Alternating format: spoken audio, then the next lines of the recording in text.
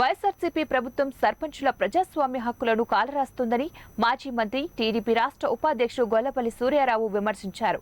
రాజోలు మండలం తాటిపాకలో గొల్లపల్లి మాట్లాడుతూ పంచాయతీ నిధులను తప్పుద్రోవ పట్టించి సర్పంచులను ఉత్సవ విగ్రహాలుగా మార్చిన వైఎస్ఆర్సీపీ ప్రభుత్వ విధానాలకు వ్యతిరేకంగా చలో అసెంబ్లీ కార్యక్రమంలో పాల్గొనకుండా 41 నోటీసు ఇచ్చి హౌస్ అరెస్టు చేయడం చాలా దుర్మార్గకరమైన చర్య అని, ప్రజాస్వామ్యానికి గొడ్డలి పెట్టు అని గొల్లపల్లి అన్నారు. వైఎస్ఆర్సీపీ ప్రభుత్వంలో నిరసన తెలియజేసే హక్కు కూడా లేదని, రాష్ట్రంలో రాజ్యాంగ వ్యతిరేక పాలన సాగుతుందని, పంచాయతీల నుండి తీసుకున్న నిధులను వెంటనే తిరిగి పంచాయతీలకు ఇవ్వాలని గొల్లపల్లి ప్రభుత్వాన్ని డిమాండ్ చేశారు. ఆ చట్టాలకు లోబడి ప్రభుత్వాలు పనిచేయాలి.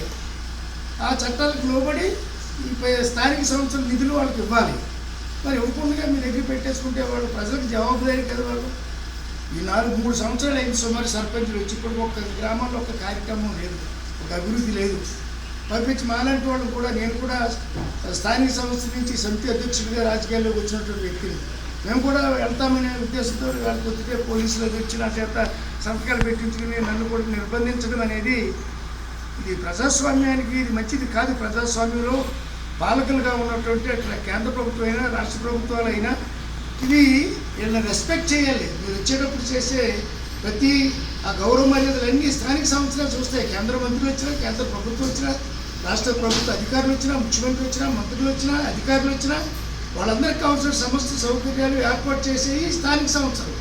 అలాంటి సంస్థల్ని ఆర్థికంగా నిర్వీర్యం